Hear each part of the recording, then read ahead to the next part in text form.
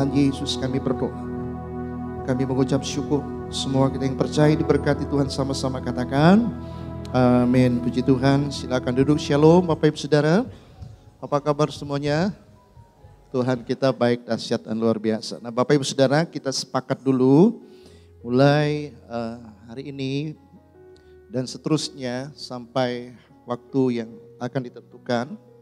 Kita mulai ketika memberi salam kepada satu dengan yang lain cukup dengan tangan begini saja atau dengan begini saja. Tidak mengurangi rasa hormat kepada Bapak Ibu Saudara karena kita menjaga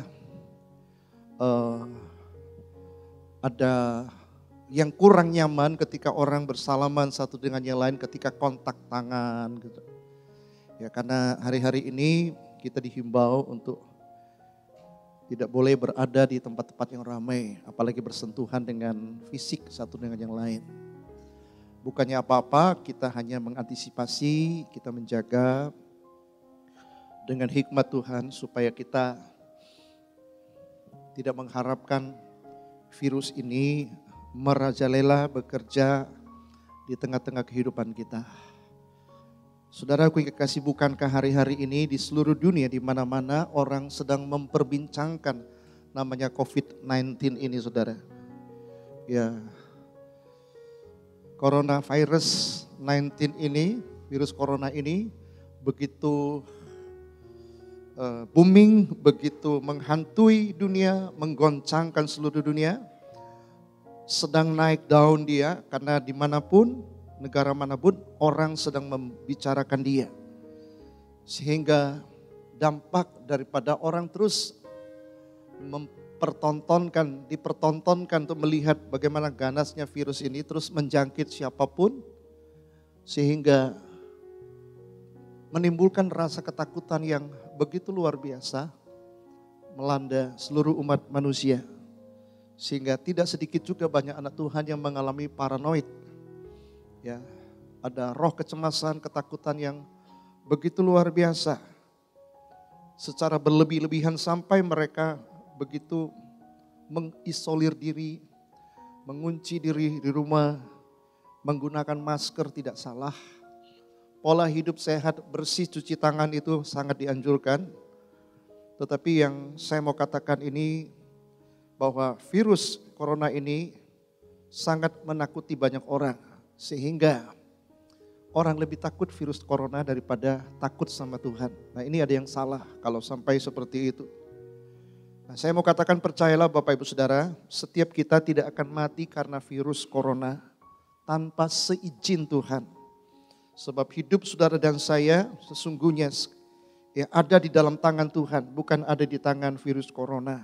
Ya, saudara selalu ingat, mungkin kita ingat peristiwa yang pernah terjadi di muka bumi ini. Ada virus-virus yang bermuncul sebelum virus corona. Semua virus itu juga ganas dan mematikan. Setiap virus yang muncul sebelum orang menemukan obatnya itu juga virus yang mematikan. Ya, saudaraku yang kekasih dalam Tuhan. Itu sebabnya mengapa kita tidak perlu takut. Karena banyak orang yang sehat-sehat, usianya muda, ya. Orang yang kelihatannya begitu kaya bisa menjaga dirinya, tiba-tiba bisa meninggal begitu saja. Ya, kenapa saudara? Karena siapapun kita yang namanya manusia, sewaktu-waktu kita bisa mengalami peristiwa yang namanya kematian. Di mana setiap kita sebagai manusia, Alkitab katakan sudah ditetapkan untuk mati satu kali. Setiap kita akan menghadap Sang Pencipta kita. Walaupun saudara, cara kita menghadap Sang Pencipta kita itu berbeda-beda. Ada orang yang sedang tidur, saking kepulasan tidur tidak bangun-bangun. Dengan perkataan lain, dia sudah menghadap Sang Pencipta. Dalam keadaan tidur. Saudara, ada orang yang sedang olahraga, itu menunjukkan orang itu sehat banget. Tapi tidak sedikit juga banyak orang meninggal karena olahraga. Ada orang yang sedang berjalan kaki di trotoar. Ya, tiba-tiba ada bus yang nyelonong. Menabrak Sehingga orang yang berjalan di atas trotoar dianggap aman juga mengalami peristiwa kematian. Ada orang yang lebih tragis lagi pergi ke gereja. Tiba-tiba di gereja itu ada bom yang meledak. Siapa pernah menyangka orang pergi gereja itu kan tempat yang paling aman. Ada dalam hadirat Tuhan. Tapi ketika bom itu meledak ada juga yang meninggal saudara. Tragis kan saudara. Artinya apa saudara? Artinya memang kematian itu kita nggak tahu jadwalnya kapan dalam hidup kita. Ya, ada orang yang naik sepeda tiba-tiba ditumbur sama sepeda motor. Terpelanting, kepalanya kebentur dengan benda keras, meninggal. Ada orang naik sepeda motor, dihantam dengan truk, jatuh, dia meninggal. Ada orang naik mobil, saudara, kelihatannya lebih safety, lebih aman dari naik motor. Tiba-tiba dia ngantuk, hantam pohon, mati juga. Ada orang lebih keren lagi naik pesawat. Siapa yang menyangka pesawat itu? Tiba-tiba kita mendengar ada pesawat yang jatuh. Artinya yang namanya kecelakaan, yang namanya kematian, itu bisa terjadi kapan saja, di mana saja. Dan setiap orang akan menghadap Sang Pencipta. Tidak ada seorang pun yang tahu. Orang meninggal tidak harus karena virus corona yang hari-hari ini sangat menakutkan umat manusia. Tetapi sekali lagi yang saya mau katakan adalah kalau Tuhan belum menghendaki seseorang itu mati, saudara, maka kita akan aman-aman saja. Ya, oleh sebab itu kenapa kita harus panik? Kenapa kita harus mengalami ketakutan yang berlebihan? Rasanya tidak perlu. Apalagi kita sebagai anak Tuhan yang kita selalu nyanyikan, Allah itu maha kuasa, maha besar, ya tempat perlindungan kita, dia penjaga kita.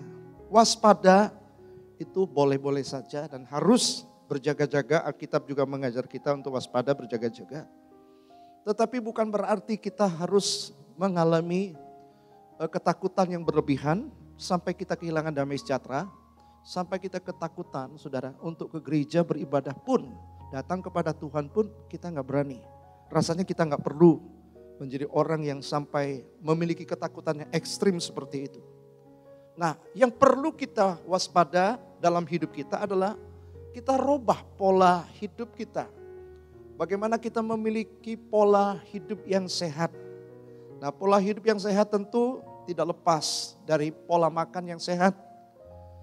Berolahraga, jaga kesehatan tubuh kita, selalu membiasakan diri untuk mencuci tangan. Kemanapun kita pergi, pulang tetap cuci tangan sebersih mungkin. Sebelum mulut kita menjamah makanan, sebelum tangan kita, ya kita lap mata kita, hidung kita, mungkin bagian-bagian tubuh kita. Biasakan kita mencuci tangan. Saudara aku yang kekasih dalam Tuhan, ya. Serta kita lebih banyak mengandalkan Tuhan. Berdoa, ya. Yang perlu kita hindari adalah tidak perlu sampai terlalu stres, sampai ketakutan, karena ketakutan itu ketika datang dalam hidup kita, dunia kedokteran menemukan sistem imun kita, sistem kekebalan tubuh kita, itu akan mengalami kemerosotan yang tajam. Sehingga kita akan mudah terserang virus malah. Karena apa? Karena ada spirit ketakutan yang ada dalam hidup kita. Nah, oleh sebab itu jangan kita besar-besarkan virus ini seperti dia lebih besar dari Tuhan kita. Nah, sebaliknya sebagai anak Tuhan, mari kita besarkan Tuhan kita, agungkan Tuhan kita, muliakan Tuhan kita, daripada kita memuliakan, mengagungkan, meninggikan, mempercakapkan ya virus corona yang hari-hari ini disebarkan kemana-mana. Coba kalau saudara buka WA, di mana-mana semua beritanya seperti itu. Ya, apapun yang saudara lihat dan saudara dengar ketika masuk dalam pikiran kita, nah saudara, jadi yang menciptakan ketakutan itu ada pikiran kita. Cara membuat orang takut itu selalu disebarkan berita ketakutan, pasti orang itu takut. Sementara dibandingkan dengan kita yang mendengarkan firman Tuhan cuma seminggu sekali, itu pun bolong-bolong. Jadi berita yang kita dengar adalah berita ketakutan. Jadi firman Tuhan itu saudara tertutup. Enggak bisa menyaingi berita ketakutan, kecemasan yang kita dengar. Sehingga enggak heran kalau iman kita begitu lemah mendengar berita seperti ini. Nah oleh sebab itu jangan pernah biarkan roh ketakutan itu mendenominasi hati dan pikiran kita. Firman Tuhan katakan di dalam 2 Timotius 1 ayat yang ke-17. Sebab Allah memberikan kepada kita bukan roh ketakutan. Saudara, ayat ini berkata Tuhan itu tidak pernah memberikan kepada kita roh ketakutan.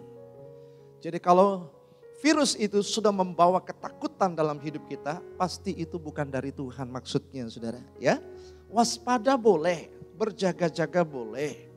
Tapi tidak boleh sampai ada roh ketakutan merasuk hati dan pikiran kita.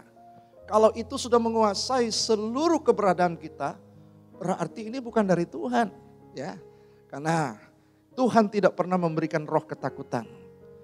Tetapi yang Tuhan berikan kepada kita itu adalah kekuatan, kasih dan ketertiban, saudara. Ya, nah Ayub berkata dalam kitab Ayub pasal 3 ayat yang ke-25, karena yang kutakutkan itulah yang menimpa aku. Dan yang kucemaskan itulah yang mendatangi aku. Jadi apa yang kita takutkan, apa yang kita cemaskan, itu yang datang menimpa, datang mendatangi hidup kita. Jadi ayat ini ingin memberikan pesan kepada orang percaya. Boleh takut, tapi kalau kamu terlalu takut, sampai kamu lupa bahwa kamu punya Tuhan, saking takutnya dengan virus ini, justru virus itu akan merajalela menyerang kita, mendatangi kita maksudnya. Nah oleh sebab itu, mari kita belajar ya melihat Tuhan kita jauh lebih besar, lebih berkuasa daripada semua masalah persoalan yang kita hadapi hari-hari ini dalam hidup ini. Dalam 1 Yohanes 4 ayat 4 berkata, kamu berasal dari Allah, anak-anakku, dan kamu telah mengalahkan nabi-nabi palsu. Sebab roh yang ada di dalam kamu lebih besar daripada roh yang ada di dalam dunia ini. Jadi ayat ini berkata Roh Kudus yang ada di dalam hidup orang percaya itu jauh lebih besar daripada semua roh yang ada dalam dunia ini. Roh ini bisa saya terjemahkan itu sama dengan virus, ya. Ketakutan-ketakutan itu yang ada dalam dunia ini yang menebar ketakutan kemana-mana. Ternyata Roh Kudus dalam diri kita itu lebih besar. Seharusnya sebagai orang percaya, sebagai orang yang beriman kepada Tuhan, kita tetap lebih percaya bahwa ada perlindungan Tuhan, ada perlindungan dari darah Tuhan Yesus yang akan melindungi orang-orang percaya. Sekalipun demikian, kita tetap menjalani hidup ini dengan penuh dengan hikmat Tuhan. Ya, tidak boleh kita menantang virus corona ini, tapi tidak juga kita perlu ketakutan dalam menjalani hidup ini. Lebih baik kita memperkatakan firman, mengucapkan firman, memperkatakan janjinya, ya itu jauh lebih baik daripada kita lari ketakutan, mau ke gereja takut, mau kemana-mana takut. Tidak perlu menjalani hidup ini seperti itu, ya. Nah, saudaraku kekasih, itulah pesan dari saya sebagai hamba Tuhan. Saya ingin katakan bahwa percayalah kita masih punya Tuhan yang jauh lebih besar. Nah, ada sebuah data yang perlu saudara dan saya lihat. Nah, coba kita lihat ya, ini data terbaru ya. Data ini datangnya dari Universitas Hamburg, Jerman. Jumlah kematian dunia dalam 2 bulan sejak munculnya virus corona sampai hari ini, ya. Kita lihat virus corona itu yang menelan jiwa 2.360 orang. Artinya jumlah kematian terkecil karena virus ini itu corona. Jumlah yang lain yang menyebabkan kematian yang diabaikan manusia, tidak dihebohkan manusia, tidak pernah di WA oleh manusia, itu flu. Jadi flu itu juga bisa membawa kematian. Ya, itu ada kasusnya 69.000, 140.000 malaria.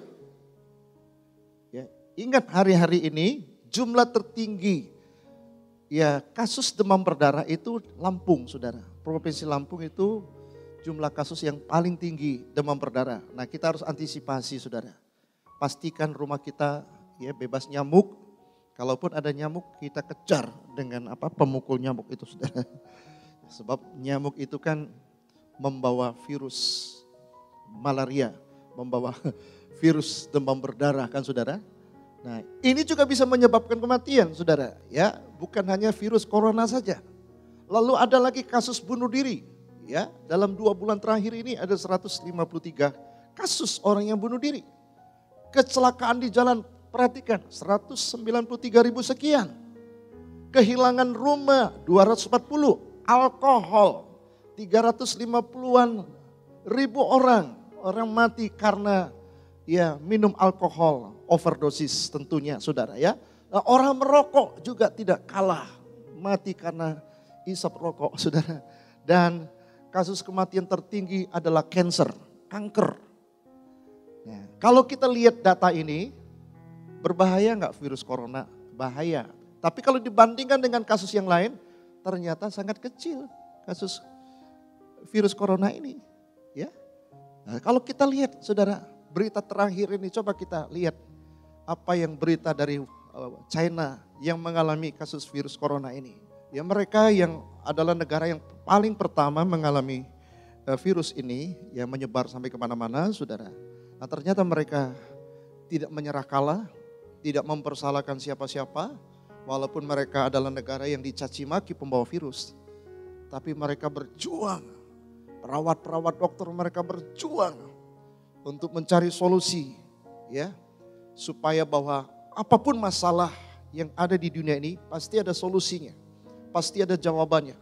Sekalipun mungkin mereka tidak kenal Tuhan, tapi mereka begitu berani menghadapi masalah ini sampai akhirnya mereka bisa menyelamatkan 62 ribu orang yang sudah bebas, ya 62 ribu orang ya yang sudah bebas dari kasus ini dan dinyatakan sembuh. Ya. Tapi ada orang memanfaatkan ya masalah ini untuk menyebarkan hoax dan membuat ketakutan. Tapi kita lihat negara-negara ini mereka betul-betul berjuang untuk mengalahkan virus ini. Dan hari-hari ini saudara bisa melihat beritanya, mereka sekarang sudah pergi keluar dari China untuk menolong negara yang lain yang kena dampak virus corona ini. Nah, saudara, kalau kita berkaca kepada bagaimana mereka, mungkin mereka tidak kenal Tuhan. Mereka percaya bahwa apapun masalah ini tidak boleh menyerah kalah begitu saja. Ya. Kalau ada kasus, ada masalah, pasti ada solusinya, pasti ada jawabannya. Mestinya kan kita gereja Tuhan sebagai anak Tuhan pun demikian. Ya, kita harus perangi virus ini dengan kekuatan doa, dengan iman kita. Ya, bukan kita dirasuki dengan roh ketakutan, nggak boleh seperti itu sebagai anak Tuhan. Kita tidak mencerminkan kita orang yang punya Tuhan. Saya rasa itu yang harus kita garis bawahi, saudara. Ya, oleh sebab itu kan banyak sekali janji-janji firman Tuhan yang kita baca, yang kita pelajari, harus itu menjadi pegangan dalam hidup kita. Untuk kita mengalahkan virus ini. Bukan kita lari dari virus ini, mempercakapkan, membesarkan virus ini, sampai kita lupa. Tuhan itu di mana? Tuhan yang kita ngomong Tuhan yang maha besar itu di mana? Kan hari-hari ini banyak orang Kristen yang seolah-olah sudah mengalami ketakutan yang luar biasa. Nah, itu sebabnya pesan saya sebagai hamba Tuhan, kita tetap waspada, jaga kesehatan kita, tapi kita tidak perlu sampai mengalami kepanikan yang tidak perlu, kecemasan yang terlalu tinggi, sampai seolah-olah kita tidak punya Tuhan lagi. Besarkan Tuhan kita daripada kita besarkan masalah virus corona ini. Ya, ini yang saya mau katakan Bapak Ibu Saudara. Nah, mari kita belajar hari-hari ini, belajar untuk menahan diri, untuk tidak bersalaman, untuk tidak cipika-cipiki dulu. Ya, kalau salaman hanya cukup begini saja. Jangan ada yang tersinggung, ya, sebab ini hanya untuk menjaga supaya daripada saudara habis salaman, saudara pulang tuh jadi pikiran, aduh, tadi berapa banyak orang yang saya salam ya, ini jangan-jangan virus apa enggak ya, nah itu kan enggak sehat. Lebih baik saudara begini saja, ya lebih baik ya saudara. Nah inilah gereja memberikan edukasi ya supaya kita belajar berhikmat, belajar untuk melihat kasus ini ya tidak sebesar Tuhan yang kita sembah. Namun kita juga berhikmat, diberikan hikmat oleh Tuhan untuk semampu mungkin mengatasinya dengan cara-cara yang sangat-sangat logika, jaga kesehatan kita dengan bijak, dengan baik. Ya, nah Tuhan kiranya menolong kita untuk melewati proses ini. Nah, inilah yang harus kita jaga, inilah yang harus kita sikapi dengan bijak. Sebagai orang beriman, sebagai gereja Tuhan, kita harus bijak melihat masalah ini secara menyeluruh. Ya. Nah, saudaraku yang kekasih, hari ini saya akan menyambung khotbah saya minggu yang lalu. Bagaimana mengenal diri kita sendiri, ya. Nah, saudara, untuk mengenal diri kita sendiri adalah mengenal bagaimana manusia itu diciptakan.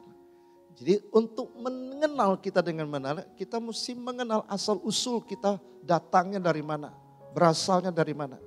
Nah, bukankah minggu yang lalu kita sudah belajar, manusia itu diciptakan melalui sebuah perundingan.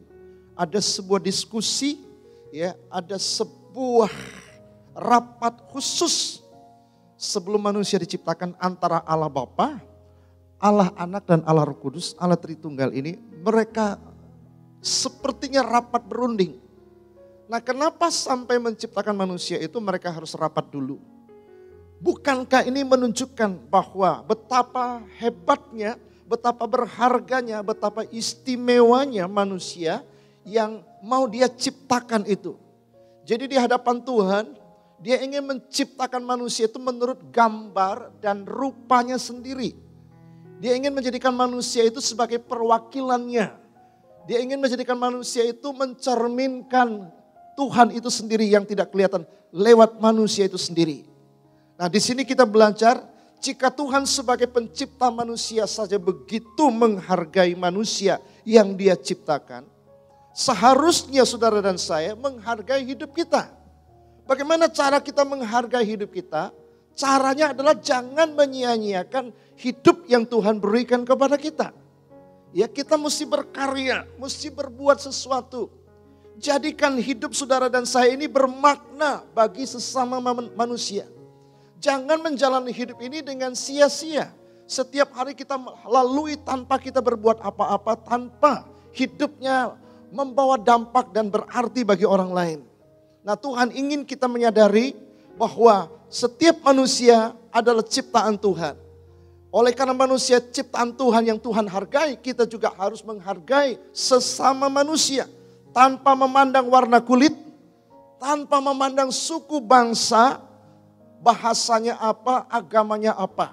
Yang namanya dia manusia itu, kita harus menghormati dan menghargainya. Sebagaimana Tuhan menghormati, menghargai manusia. Sedemikian rupa ketika manusia jatuh dalam dosa, Dia turun ke dalam dunia untuk menyelamatkan manusia yang berdosa. Begitu berharganya, begitu bernilainya manusia di mata Tuhan. Seharusnya itu juga menjadi garis bawahi dalam hidup kita. Bahwa kita harus menghargai hidup kita. Tapi faktanya kita menemukan ada begitu banyak orang yang tidak menghargai hidupnya. Begitu ada masalah persoalan datang, begitu gampang putus asa, kecewa. Lalu mengakhiri hidupnya. Dia lupa Tuhan memandang kita. Tuhan menciptakan kita itu begitu melihat kita begitu bernilai, begitu berharga. Harusnya kalau kita mengerti kebenaran ini yang memotivasi mengapa kita harus semangat menjalani hidup ini. Ya, saudara pernah nggak berpikir kenapa kita masih hidup ya sampai hari ini? Sebab kalau saya melihat hampir orang bersaksi, hampir orang itu cerita begini, aduh, kalau saya dengar cerita mama saya, seharusnya saya sudah nggak ada. Waktu mama melahirkan saya, kondisi saya seperti ini. Waktu saya sakit, kondisinya seperti ini. Waktu saya ada di jalan, saya hampir mati. Waktu saya mengalami ini hampir nggak ada. Nah saudara, hampir setiap orang itu pernah mengalami peristiwa yang hampir kita tuh udah nggak ada. Tapi buktinya kenapa sampai hari ini saudara dan saya masih sehat, kita masih ada di dunia ini, pernah nggak kita berpikir seperti itu? Nah kalau saya berpikir, iya ya kenapa ya, kok saya masih diizinkan hidup ya? Kalau Tuhan masih izinkan saya hidup, berarti ada rencana Tuhan dalam hidup saya. Tapi banyak orang Kristen tidak pernah berpikir, kenapa Tuhan izinkan kau hidup? Coba berpikir, ada nggak rencana Tuhan dalam hidupmu? Kalau ada, apa yang kamu kerjakan untuk Tuhan? Kenapa kamu hidup itu tidak berbuat apa-apa? Kenapa hidupmu tidak bermakna? Kenapa kamu sia-siakan hidup? Hanya menyesali tentang dirimu sendiri. Hanya komplain, marah kiri kanan, cari kesalahan tentang Tuhan. Padahal hidup ini begitu bermakna, begitu bernilai. Saudaraku kekasih dalam Tuhan, kesalahan pelanggaran saudara dan saya menyebabkan Tuhan Yesus tinggalkan sorga. Datang ke dalam dunia, rela mati menderita di atas kayu salib. Hanya untuk menebus dosa kesalahan saudara dan saya. Nah kenapa kita nggak berpikir bahwa hidup kita ini sesungguhnya dibayar oleh Tuhan Yesus. Berarti hidup saya ini begitu bernilai. Iya kenapa saya masih hidup ya? Pasti ada rencana Tuhan. Nah kalau ada rencana Tuhan, sudah gak kita tahu rencana Tuhan itu apa dalam hidup kita? Temukan rencana Tuhan dan kerjakan. Maka hidup ini akan begitu bergairah, begitu semangat. Ya, karena kita sudah temukan tujuan hidup ini. Bahwa hidup ini sangat bermakna. Itu yang saya ingin sampaikan. Kalau kita belajar mengenal diri kita sendiri. Bagaimana kita mengenal diri kita sendiri? Kenallah bagaimana Tuhan menciptakan saudara dan saya. Itu minggu yang lalu kita sudah belajar saudara. Yang kedua, manusia diciptakan secara langsung. Maksudnya Tuhan menciptakan manusia secara langsung itu tidak melalui sebuah proses evolusi yang memakan waktu berjuta-juta tahun. Seperti yang dikatakan oleh Charles Darwin.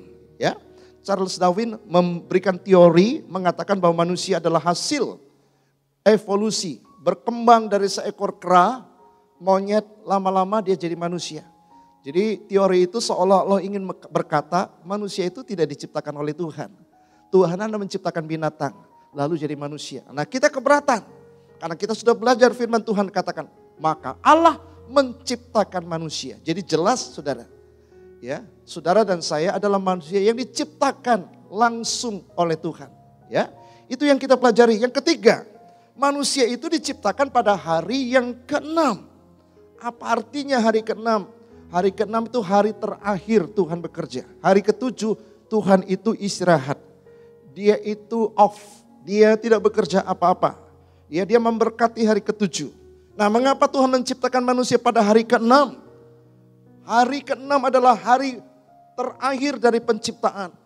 Mengapa Tuhan tidak ciptakan manusia hari pertama, hari kedua, hari ketiga. Tapi justru hari ke-6. Jawabannya karena Tuhan ingin agar manusia menguasai semua yang Tuhan ciptakan. Tuhan ingin agar manusia mengelola semua apa yang Tuhan ciptakan. Tuhan ingin manusia menikmati apa yang Tuhan ciptakan. Jadi semua ciptaan Tuhan diciptakan untuk manusia. Ya, ibaratnya seperti seorang ibu yang melahirkan, yang hendak melahirkan seorang anak ketika dia malah mengandung tua. Ya, hendak melahirkan anak. Setiap ibu akan berpikir, kalau anak ini lahir keluar, dia mau tidur di mana? Ya, lalu dia mau pakai apa? Lah, muncul pikiran untuk mempersiapkan datangnya seorang anak dari kandungannya, maka ibunya mempersiapkan ranjang kecil, mempersiapkan pakaian, popok, bantal, guling, kelambu untuk menutupi ya bayi sang anak ini dari gigitan nyamuk. Berpikir untuk membeli dorongan-dorongan buat anaknya. Jadi segala sesuatu sudah dipersiapkan sebelum anaknya datang. Kalau kita sebagai manusia saja berpikir seperti itu, demikianlah Tuhan berpikir tentang manusia yang Dia ciptakan. Jadi sangat istimewa sekali seperti seorang ibu sedang menyambut sang anak yang akan lahir. Begitu istimewanya di mata sang ibu. Demikianlah Tuhan kita. menciptakan kita. Jadi manusia itu adalah puncak dari ciptaan Tuhan. Manusia adalah ciptaan yang paling mulia, paling tinggi, paling terhormat, paling penting. Bila dibandingkan semua ciptaan yang lain. Seperti matahari, bulan, bintang, tumbuh-tumbuhan, bahkan binatang-binatang. Tidak sebanding, tidak seindah, tidak setinggi, tidak semulia dibandingkan dengan manusia. Nah, saudara aku yang kekasih, kalau kita mengerti kebenaran ini akan menolong saudara untuk menghargai siapakah sang pencipta saudara dan siapakah diri saudara sendiri saudara. Ya, kita belajar minggu yang lalu bahwa manusia diciptakan menurut gambar dan rupa Allah. Nah, apa artinya manusia diciptakan menurut gambar dan rupa Allah? Artinya manusia itu kopi dari Allah. Fotokopinya Tuhan. Artinya mirip. Ya, mirip apanya dengan Tuhan? Mirip dengan sifat dan karakternya. Nah, kalau kita mengerti kebenaran ini, kita berkaca. Mirip gak ya sifat saya dengan sifat Tuhan? Karakter saya ini sama gak ya dengan karakter Tuhan? Kan kita gak boleh jauh, namanya fotokopi saudara. Nah, kalau kita mengerti kebenaran ini, maka hidup kita akan lebih bertanggung jawab. Ternyata Tuhan menjadikan saya sebagai manusia, Tuhan menghadirkan saya di muka bumi ini, supaya saya ini mencerminkan Tuhan. Mencerminkan sifat dan gambarnya Tuhan. Mencerminkan karakter Tuhan. Supaya saya mempresentasikan Tuhan. Supaya saya bisa memancarkan kemuliaan Tuhan. Berarti hidup saya tidak boleh sembarangan. Memang betul, iblis itu menghancurkan manusia. Setelah dia menggoda manusia, manusia jatuh dalam dosa. Akibat manusia jatuh dalam dosa, gambar dan rupa Allah di dalam diri manusia itu menjadi rusak. Tetapi Yesus Kristus datang ke dalam dunia, tujuannya untuk mengembalikan gambar dan rupa Allah yang sudah rusak karena dosa masuk dalam hidup kita. Ya, yang diwariskan oleh Adam dan Hawa dalam hidup kita. Melalui Yesus Kristus, kita dipulihkan gambar dan rupa Allah. Melalui Yesus Kristus, Tuhan kembalikan kepada rancangan Allah yang semula Tuhan menciptakan manusia. Apa tujuan Tuhan menciptakan manusia? Manusia diberikan mandat untuk menguasai ciptaan Tuhan. Manusia diberikan mandat untuk mengelola, memanage semua ciptaan Tuhan. Manusia diberikan mandat untuk menikmati semua ciptaan Tuhan. Nah, kalau kita mengerti kebenaran ini kan, kita akan pasti menghormati, menghargai sang pencipta kita. Dan kita pasti tahu siapakah diri kita. Saudara aku yang kekasih dalam Tuhan. Hidup ini akan berbeda. Ya, tujuan hidupmu akan berbeda. Saudara akan menjadi orang yang sangat amat semangat dalam menjalani hidup ini. Nah, kali ini kita akan belajar poin yang kelima. Ya, saudara aku yang kekasih, bagaimana kita mengenal diri kita sendiri. Nah, Alkitab berkata manusia diciptakan laki-laki dan perempuan. Mari kita lihat ayatnya Kejadian 1. Ayat yang ke-27. Maka Allah menciptakan manusia itu menurut gambarnya. Menurut gambar Allah diciptakannya dia laki-laki dan perempuan. Diciptakannya mereka. Jelas ya ayat ini. Begitu gamblang, begitu jelas menjelaskan manusia itu diciptakan dua jenis. Ya, gendernya laki-laki dan perempuan. Jadi kita mesti memahami Tuhan hanya menciptakan manusia itu dua jenis, laki-laki dan perempuan. Ya. Jadi Tuhan tidak pernah menciptakan manusia itu setengah laki-laki, setengah perempuan. Jadi kalau setengah laki-laki, setengah perempuan itu kira-kira mirip apa saudara? Saudara lihat enggak? Ada begitu banyak orang yang setengah-setengah. Laki-lakinya setengah-setengah, setengah perempuan. Jadi mirip apa saudara? Hah? Apa? Apa ya? Apa kira-kira saudara? Pernah gak lihat orang yang, ini laki-laki apa perempuan ya? Perempuan apa laki-laki ya? Enggak seperti yang Tuhan ciptakan. Alkitab katakan Tuhan menciptakan dia laki-laki dan perempuan. Jadi jelas ya, gendernya itu jelas. Kamu laki-laki bukan? Laki-laki ya laki-laki. Kamu perempuan, jadilah perempuan, benar-benar perempuan. Tapi hari ini gambar dan rupa Allah dalam diri manusia itu kabur. Ini laki-laki apa perempuan ya? Ya, kelihatan sepintas dia kayak laki-laki. Tapi kok gaya-gayanya kok, pakaiannya kok seperti jadi perempuan ya. Ya, dandannya kok jadi perempuan. Tapi dia perempuan, tapi kok pakaiannya kok jadi laki-laki ya. Nah, saudara, dari ayat ini saja kita harus melek. Oh ternyata saya harus kenal saya ini laki-laki. Kalau memang kau laki-laki, jadi laki-laki tulen. Kalau memang kau diciptakan sebagai gender perempuan, wanita, jadilah perempuan, jadilah wanita. Tidak boleh ada di tengah-tengah. Enggak boleh setengah-setengah saudara. Ya. Kalau ada setengah-setengah itu namanya apa? Nah itulah muncul namanya LGBT saudara. Ya, lesbian, gay, bisex, dan transgender. Nah LGBT ini sesuai dengan gambar dan rupa Allah enggak sesuai. Nah, LGBT ini adalah dosa.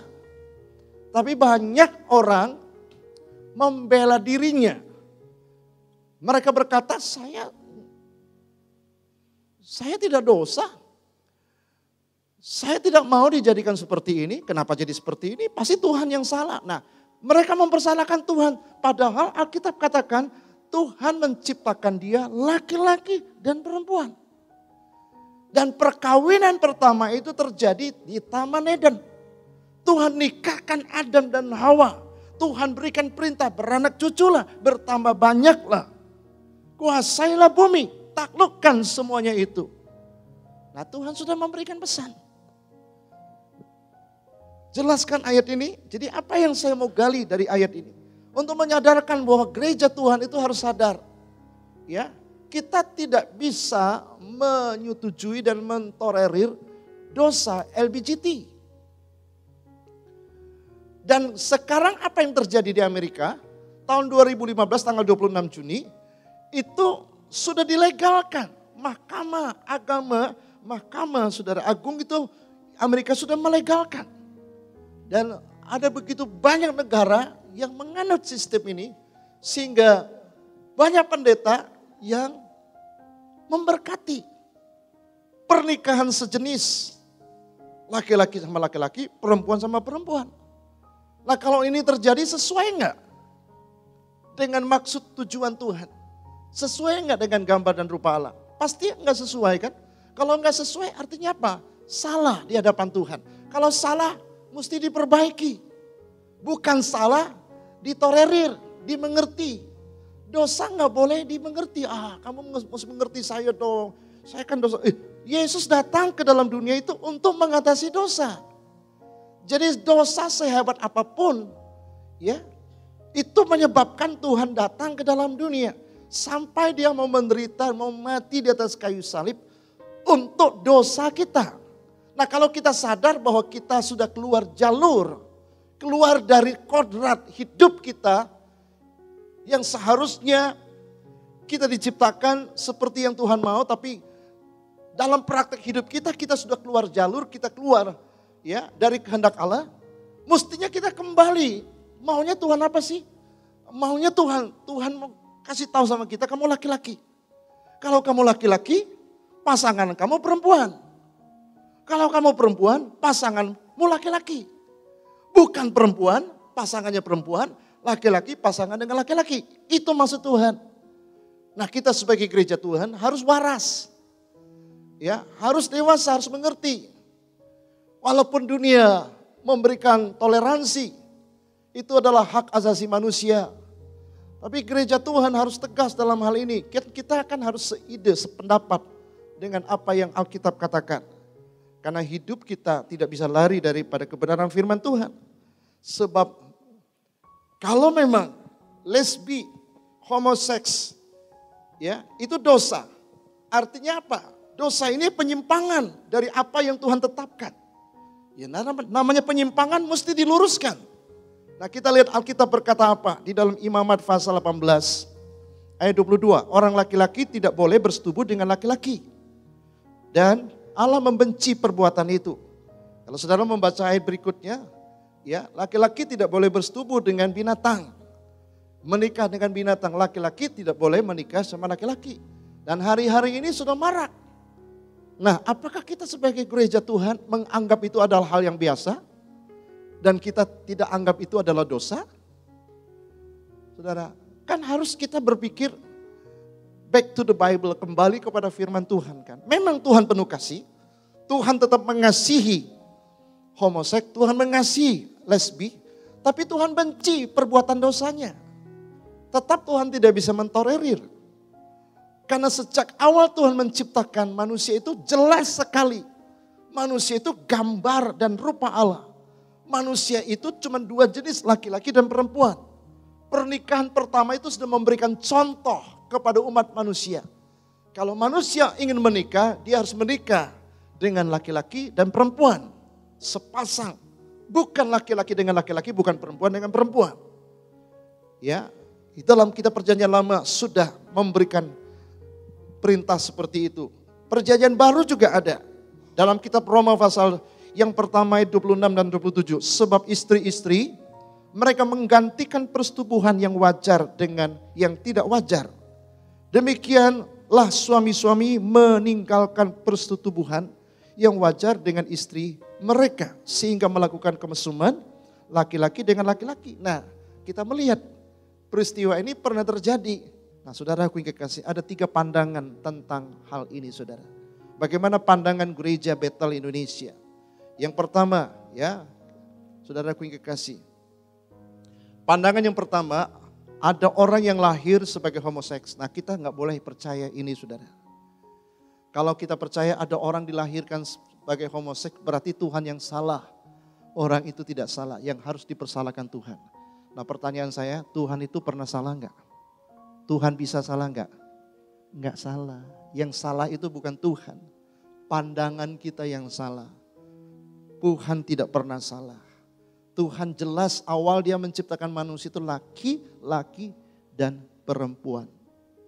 Laki-laki dan perempuan itu Tuhan nikahkan Adam dan Hawa. Itu contoh terbesar.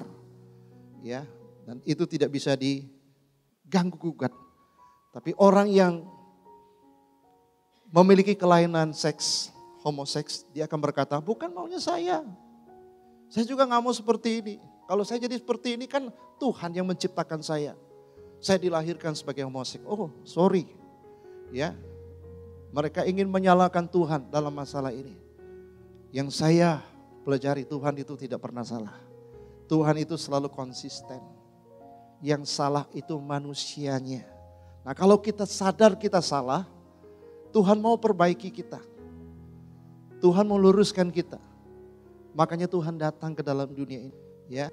Tapi kalau orang yang auban, orang yang tidak mau tahu, dia tetap salahkan Tuhan. Ya. Nah, orang seperti ini sulit untuk dipulihkan. Tapi kalau dia sadar, oh ya Tuhan, saya salah. Tuhan, Engkau Maha Kuasa, tolong saya. Orang itu bisa sembuh, orang itu bisa dipulihkan. Ada sudah banyak contoh yang terjadi dalam kehidupan mereka yang tadinya homoseks, ya. Dan mereka menjadi pulih kembali, saudara. Ada orang menganggap homoseks itu adalah penyakit. Ya. Jadi kalau memang itu penyakit, mereka paksakan dokter atau psikiater harus bisa sembuhkan mereka. Kalau mereka tidak bisa sembuh dari penyakit mereka, ya, mereka akan salahkan dokter, salahkan psikiater, bukan salahkan diri sendiri. Ya, mereka tidak mengaku bahwa mereka yang salah. Mereka tetap salahkan orang lain. Ya. Nah, ketika mereka tidak mau mengakui mereka adalah manusia yang bersalah, yang sudah keluar dari kodrat Tuhan, harusnya kembali kepada Tuhan. Ya, orang itu hanya bisa disembuhkan kalau dia mengakui keberadaannya. Kalau dia tidak pernah mengakui keberadaan kesalahannya, orang itu nggak bisa dipulihkan. Jadi kalau saudara ingin sembuh dari apapun, saudara mengakui, oh ya Tuhan, saya sudah keluar melanggar kodratnya Tuhan. Tuhan tolong saya dong. Ya, anugerahi saya kemampuan untuk bisa kembali ke jalan Tuhan. Orang itu pasti pulih. Nah, pandangan gereja Bethel Indonesia, homoseks itu dosa. Bukan sekedar penyakit, bukan sekedar ya, bawaan lahir, bukan. Homoseks itu dosa. Ya, sebagaimana dosa umat manusia yang lain, Tuhan bisa tolong, Tuhan bisa sembuhkan, Tuhan bisa pulihkan. Demikian juga dosa homoseks. Jadi tidak ada satu dosa yang tidak bisa Tuhan selesaikan. Nah, oleh sebab itu, saudaraku yang kekasih, kita tahu Tuhan Yesus itu sahabat orang berdosa. Yang menyebabkan dia datang ke dalam dunia itu karena dosa-dosa manusia. Ya, dia datang bersahabat dengan setiap manusia yang berdosa. Dia berteman dengan siapa? Pemungut cukai, orang berdosa. Ya, dia datang membebaskan perempuan yang ketangkap basah berbuat zina, orang berdosa juga. Saudaraku yang kekasih dalam Tuhan. Dia datang kepada Petrus yang menyangkal dia. Orang berdosa juga. Semua orang berdosa menjadi sahabatnya. Artinya Yesus itu memang mengasihi orang berdosa. Tapi Yesus membenci perbuatan dosanya. Yesus berkuasa untuk menyelesaikan dosa manusia. Nah, kalau kita memiliki cara pandang seperti Yesus, biarlah kita juga memiliki hati yang mengasihi orang yang sudah jatuh ke dalam dosa homoseks atau lesbi. Namun kita tetap membenci dosanya, kita tidak bisa mengkompromi atau mentolerir dosanya. Kita ingin mereka pulih, kita ingin mereka sembuh. Nah, saudara dan sayalah dipercayakan Tuhan untuk membawa mereka, untuk melihat kembali asal mereka diciptakan. Tuhan tidak pernah menciptakan setengah-setengah. Nah, oleh sebab itu Bapak Ibu Saudara, lewat pelajaran ini, saya cuma pengen katakan begini, siapapun saudara, apapun keberadaan saudara, bagaimanapun sikap, sifat kita, atau dosa kita, pelanggaran kita, saudaraku yang kekasih. Mungkin kita pernah salah, mungkin kita pernah keluar dari kodrat hidup yang salah. Ya, saudara dan saya adalah ciptaan Tuhan yang sangat amat berharga, bernilai di mata Tuhan. Yang setuju katakan amin. Katakan, saya adalah orang yang berharga di mata Tuhan. Saya diciptakan begitu istimewa di hadapan Tuhan. Walaupun demikian katakan, saya sudah jatuh dalam dosa. Sejak dari Adam dan Hawa. Dosa itu masuk di dalam hidup saya. Sehingga tanpa sadar saya melakukan banyak dosa di hadapan Tuhan, katakan. Namun Tuhan mengasihi saya. Karena Tuhan tetap memandang saya sebagai manusia yang sangat bernilai. Dan sangat berharga. Itu sebabnya Tuhan Yesus datang ke dalam dunia. Untuk menyelamatkan saudara dan saya. Dia rela menderita, rela mati di atas kayu salib. Supaya saudara dan saya pulih. Ketika kita pulih, kita menemukan makna hidup ini. Nah, kalau saudara ketemu ada orang-orang yang sudah hancur hidupnya. Rasa bersalah karena hidupnya hidup di dalam penyimpangan seks. Atau mereka sudah jatuh begitu dalam. Mereka mungkin disingkirkan oleh masyarakat. Kasih tahu sama mereka. Bahwa Tuhan menghargai, Tuhan menciptakan engkau begitu bernilai berharga. Apapun keberadaanmu, apapun masa lalumu, Tuhan tetap mengasihimu. Kita kepanjangan tangan, kepanjangan mulut dari Tuhan. Kalau saudara sudah temukan siapa diri saudara, saudara akan bangkit menjadi orang yang bermakna untuk menolong orang lain. Yang hidup dalam kehancuran, hidup dalam dosa, hidup dalam persimpangan jalan, hidup dalam yang tidak memiliki tujuan. Saudara dan saya adalah orang yang dipercayakan Tuhan untuk membawa mereka, menuntun mereka kembali kepada jalan yang benar. Amin saudara. Ini pesan yang saya mau sampaikan. Jadi kita gereja Tuhan harus tahu posisi saudara dan saya. Siapakah diri saya di hadapan Tuhan. Saudara dan saya adalah orang yang sangat amat spesial. Sudah jatuh dalam dosa, Tuhan menolong kita lewat Yesus Kristus. Tuhan sudah pulihkan hidup saudara. Tuhan mau kita bermakna. Tuhan mau kita jadi berkat. Nah, oleh sebab itu kalau kita mengerti siapa saudara dan saya, saudara tidak akan gampang putus asa. Hidup ini memang penuh dengan perjuangan, penuh dengan tantangan. Tapi percayalah Tuhan sudah memberikan kita kemenangan. Bahkan Tuhan katakan roh lebih daripada pemenang itu sudah aku tanam ke dalam hidupmu. Jadi setiap masalah persoalan tantangan kita hadapi, kita ini ditakdirkan untuk menang dalam setiap masalah persoalan. Sebab itu jangan putus asa, jangan kecewa. Tuhan mau pakai hidupmu, ya.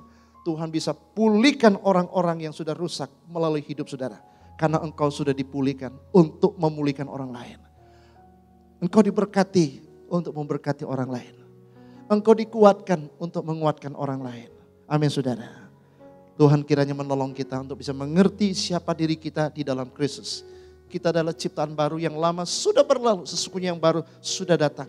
Nah, tanamkan itu di dalam pikiran saudara, di dalam loh hati saudara. Kemanapun saudara beranjak, kemanapun kaki saudara melangkah, kemanapun engkau berada, engkau selalu lihat dirimu, saya ini cerminan Tuhan, saya ini mewakili Tuhan. Oleh sebab itu, saya bertanggung jawab dalam perkataan saya, dalam sifat dan tingkah laku saya. Ketika saya ngomong, saya harus mencerminkan Tuhan. Ketika saya berbuat, harus mencerminkan Tuhan. Sehingga dunia melihat ada Yesus, ada Tuhan dalam hidup kita. Sehingga nama Tuhan dipuji, dipermuliakan, dibesarkan, ditinggikan, dan diagungkan. Amin Bapak Ibu Saudara. Mari kita bangkit berdiri Bapak Ibu Saudara. Haleluya, luar biasa Tuhan Yesus. Kita akan nyanyikan satu nyanyian, lalu kita akan